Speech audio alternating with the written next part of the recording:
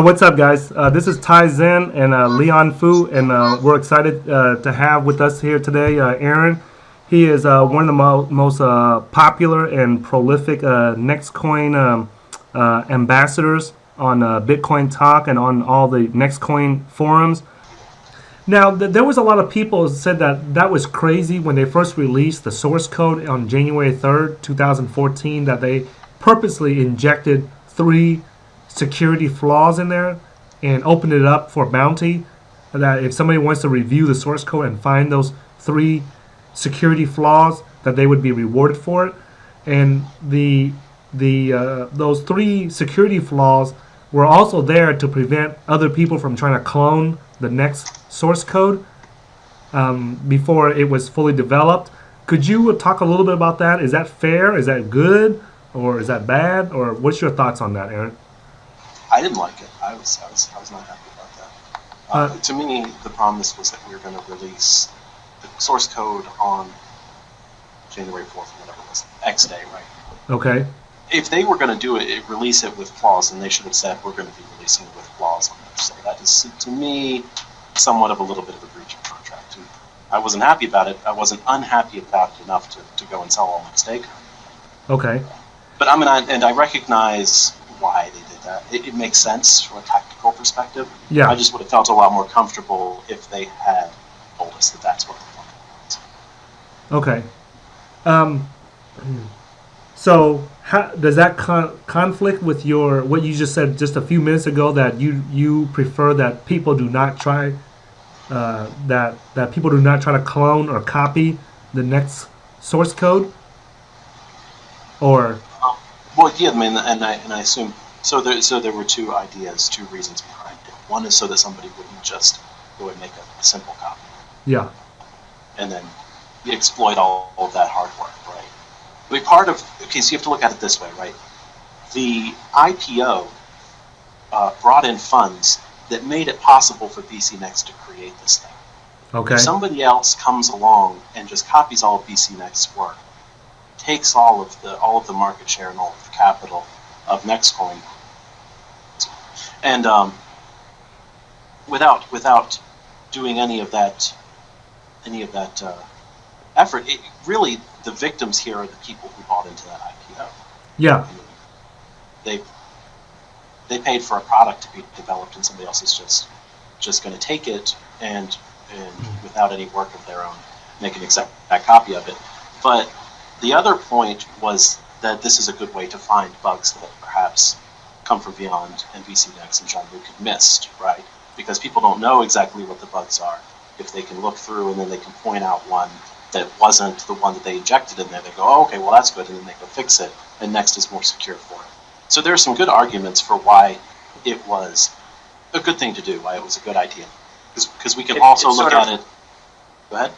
It was sort of like an incentive for other programmers to examine the next code, right? Because they say, wow, I can make so many hundreds of, I don't know what the bounty was, but it's sort of like if I'm a Java programmer, it's like an incentive for me to go look at the code and study it because I could potentially make money, right? It's even a third thing, right? Because now there's a bunch of people who understand how the code works. Yes, exactly. And if they found all of the errors, the last one is buried deep in the cryptography, deep in the protocol used, sure, in the cryptographic curve protocol, right? Yeah. So that's my understanding is going to require a cryptographer to figure that one. Okay. Cool. Okay. Well, is it safe to say that? I mean, my thoughts are this: if the source code is that good, how would it be possible for like based on the forums, everybody's saying that the source code is very genius, right? How would it be possible for another Java coder to review BC Next's code if they are not at his level? You follow? It's a lot easier to. Is it possible? I mean, somebody else's idea than to figure it out yourself, right? Yeah, I'm not so concerned about copycats because they can copy the source code, but they can't copy the network, the people, right? So yeah, another Java programmer could just copy it and called it, the next coin, right, or something else. But I mean, a lot of the work is not just the code, but it's the community that's being built around the code, right? And you can't copy the community, right? Just like you see hundreds of Bitcoin copies, but they're not worth what Bitcoin is worth because they don't have the community that Bitcoin has or the infrastructure. Well, there is one potential advantage that Yeah. a copycat could potentially give us, and that's fairer distribution. But you have to understand Yeah. the fact that the distribution was quote unquote unfair is what paid for the development of Next.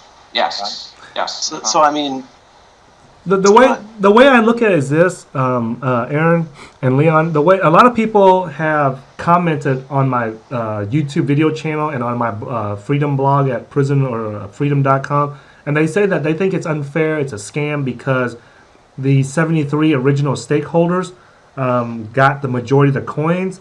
And the way I look at it is like this: if you look at the top 500 companies in the world on the S&P 500 list. I pretty much missed out on all the IPOs of those companies, but I don't complain about it. I mean, there's IPOs that come out every day that I missed out on, and then it shoots to the moon.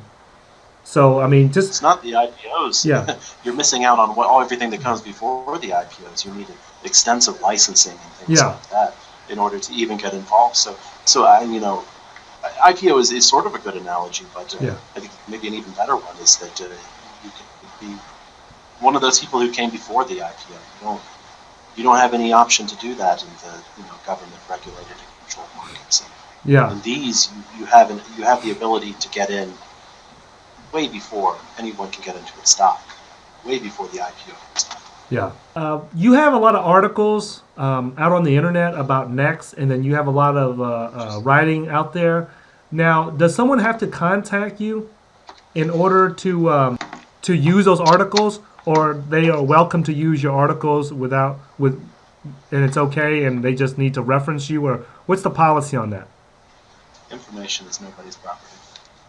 Okay, so you have no problems with people using your articles on their websites or their blogs or anything like that? They can do anything other than change it and say that that's what I wrote. Okay, so as long as they use it in your words, or change the words and say that they changed the words. Okay, as long as they're clear that they re-edit it and which portions they re-edit it. Okay. As long as they don't say that I said something that I didn't say. Everything else is fine. Okay. I would also like to add to anyone watching this that I have included at the bottom of all these videos in this interview with Aaron here, and I'm grateful that he took the time to answer a lot of our questions here. I'm including his next address below. If you guys want to make donations for his efforts directly to him, be aware that the address below, and I will mark it very clearly that they belong to him, so you can donate directly to him, even though the videos are on my blog. And I guess if you have a Bitcoin address, you can include it down there too, and I'll post it down there too. Okay? Sounds good. Hey, thanks for that. Okay, Ty. Right. Thank you. All right. Well, thanks for your time today, guys, and I hope that this video was able to help you understand more about Next, and we'll look forward to seeing you guys in the next video. Thanks. Bye.